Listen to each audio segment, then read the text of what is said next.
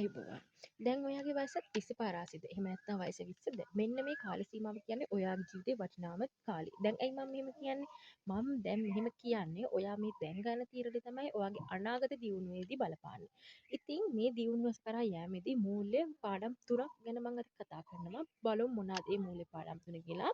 පළවෙනි එක තමයි ඉතිරි කිරීමට වැඩිය ආයෝජනය. දෙවෙනි එක තමයි අනවශ්‍ය වියදම් පාලනය සහ තමයි හදිසි මුදල් අවශ්‍යතාවය. ඉතින් මෙන්න මේ තුනම අපි එකිනෙකට කතා කරලා පිළිවෙලට මූල්‍ය පාඩම් තුන ගැන පැහැදිලි කරගමු. හරි.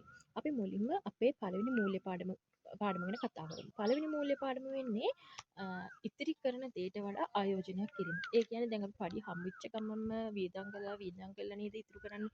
එහෙම වෙනුවට ඔයා මුලින්ම ආයෝජනය කරගන්න ඕනේ. අන්න එතකොට තමයි ඔයාගේ අනාගතයේදී ලොකු ශක්තියක් වෙන්නේ. එහෙම නැත්නම් වියදම් කරනට වෙනුවට වැඩිපුර අපි පඩි හම්බෙලා වියදම් කරන වෙනුවට මුලින්ම කරන්න ඕන පොඩි බිස්නස් එකකට පොඩි ආයෝජනයක් කරන එක. අන්න එතකොට අපිට ඒකෙන් අනාගතේ බිස්නස් එක දිනුනා අපිට ඒකිනොත් තව ආදායමක් ලැබෙනවා. අන්න ඒක තමයි ඉතිරි කරවට වැඩිය ආයෝජනය කරන පැත්තට බර වෙන එකට කියන්නේ. අපේ දෙවෙනි මූල්‍ය පාඩම වෙන්නේ අනවශ්‍ය වියදම් පාලනය. ඒ කියන්නේ දැන් ඔය සමාජ මාධ්‍යවල එක එක අයිටම් තියෙනවනේ. ඒ අයිටම් ඔයාට ඕන හෝ නැතා හෝ ඔයා ඕඩර් කරනවා. ඊට පස්සේ ගෙදර ආවට පස්සේ ඒක ඔයාට වැඩක් නැති වෙන්න පුළුවන්. එතකොට අන්න එතන අනවශ්‍ය වියදමක් නේද?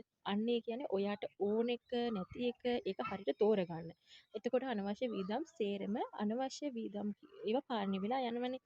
අන්න එකට තමයි අනවශ්‍ය වියදම් පාලනය කරන්න ඔයා හොඳට ඉගෙන ගන්න ඕනේ. එතකොට ඔයාට ඒකත් ඉතිරි වෙනවා. තුන්වෙනි මූල්‍ය පාඩම තමයි හදිසි මුදල් අවශ්‍යතාවය. අපි කාටත් හදිසි මුදල් අවශ්‍යතාව වෙන්න පුළුවන්. කියන්නේ බබාලා ඉන්නවා බබා ලෙඩ වෙන්න පුළුවන්, හස්බන්ඩ් ලෙඩ වෙන්න පුළුවන්, ඔයා ලෙඩ වෙන්න පුළුවන්, එහෙම නැත්නම් ගෙදර වෙන කවුරු ලෙඩ වෙන්න පුළුවන්.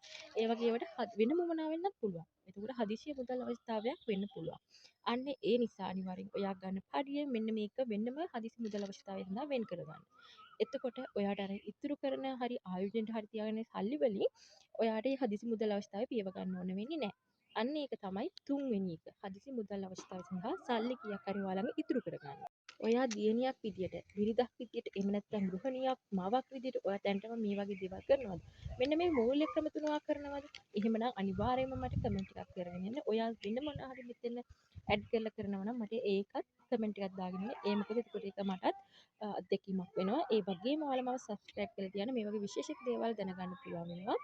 ඔයාලටත් මගේ විෂය මොන හරි දේවල් දැනගන්න තියෙනවා මට ඒක කමෙන්ට් එකකින් දාන්න. එතකොට මට ඔයාලට රිප්ලයි කරලා ඒක කියන්න පුළුවන්. එහෙනම් ගිහින් එන්නම් බයි.